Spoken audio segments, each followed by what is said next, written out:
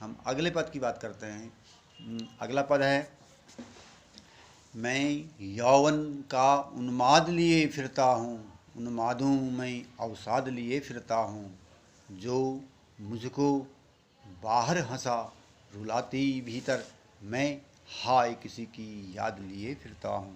कर यत्न मिटे सब सत्य किसी ने ही जाना, नादान वही है हाय जहाँ पर दाना, फिर मूढ़ न क्या जग जो इस पर भी सीखे, मैं सीख रहा हूँ सीखा ज्ञान भुलाना।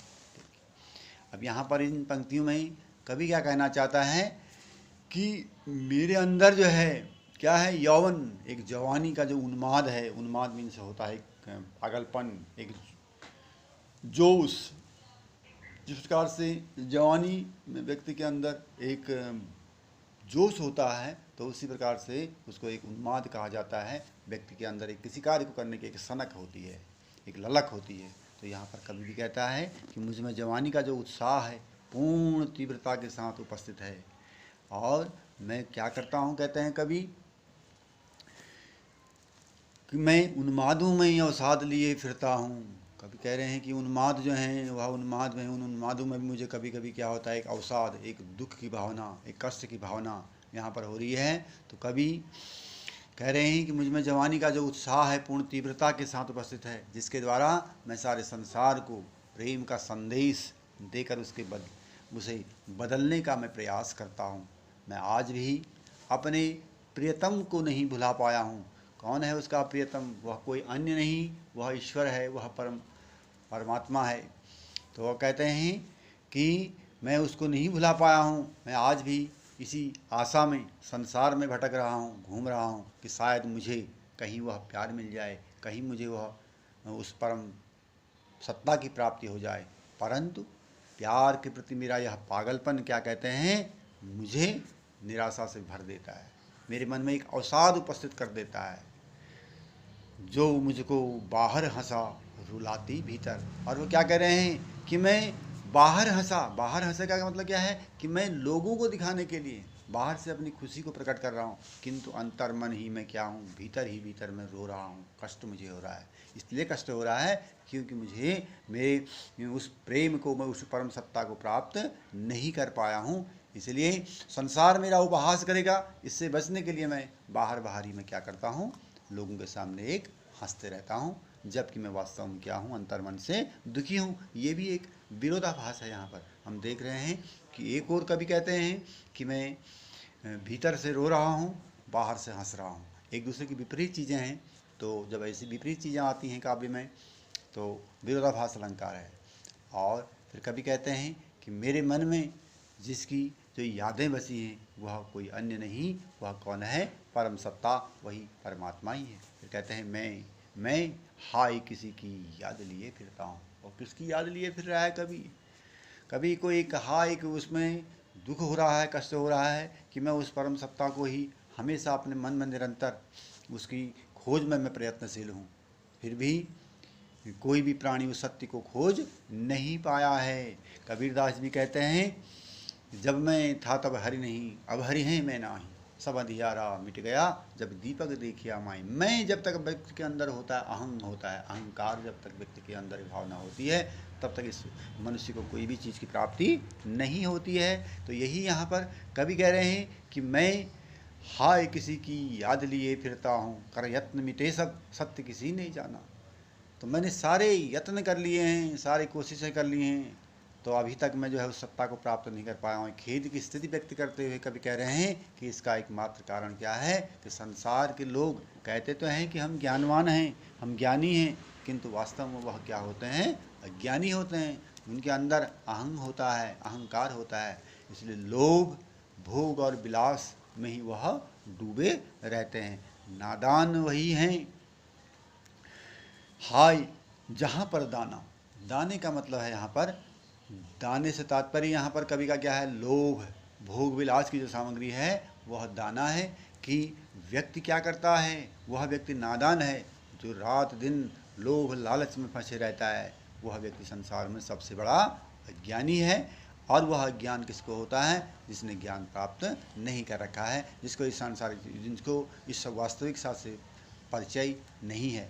और कभी कहते हैं कि उस प्रियतम परमेश्वर की ओर में जो है मेरे कदम जो है एक कदम भी नहीं बढ़ पाते हैं। फिर भी हो तो यह कैसे हो कि जिसमें ज्ञान ही नहीं है वह सत्य रूपी परमेश्वर को कैसे जान सकता है। फिर मूढ़ न क्या जग को जो इस पर भी सीखे। मूढ़ में से होता है मूर्ख। तो फिर भी संसार की मूर्खता तो देखिए, कहते हैं कभी कि यह संसार सब कुछ जानते हुए भी इनसे सीख नहीं लेना चाहता है।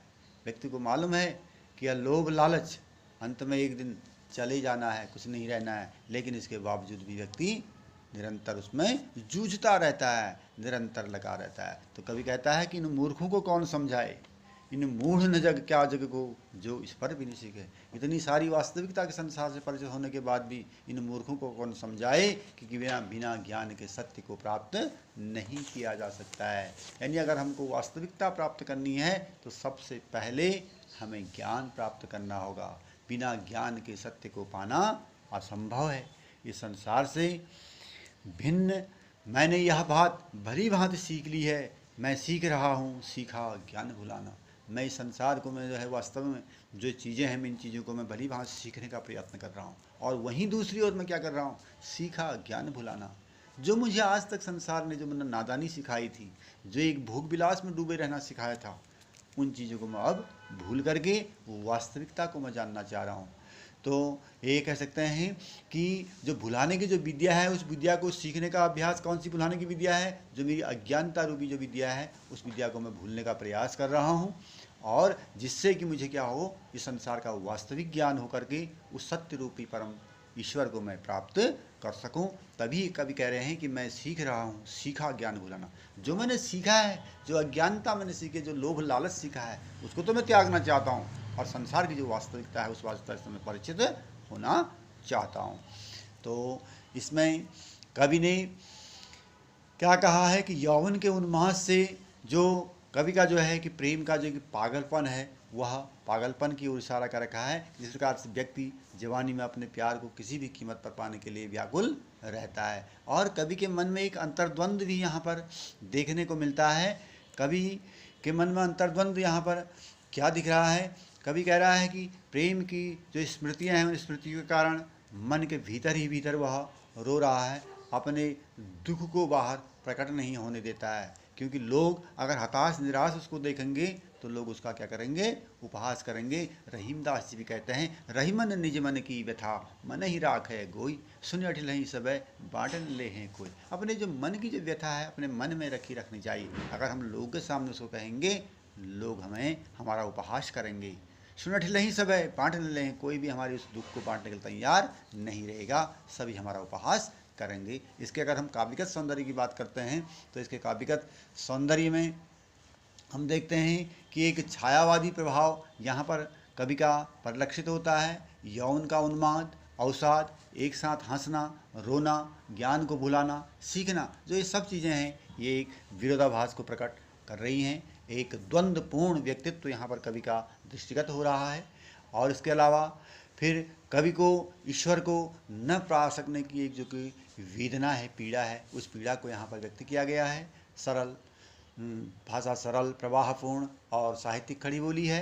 बाहर हंसना, भीतर रोना, ये जो एक सुंदर मुहावरों का भी यहाँ पर कवि ने प्रयोग कर रखा है। अंतिम पंक्ति में अगर हम देखते हैं, अंतिम पंक्ति से पहले कि इस पर भी न सीखे, प्रश्न अलंकार भी यहाँ पर है, प्रश्न यहाँ पर कवि कर रहा है। थैंक यू, आज के लिए इतना ही।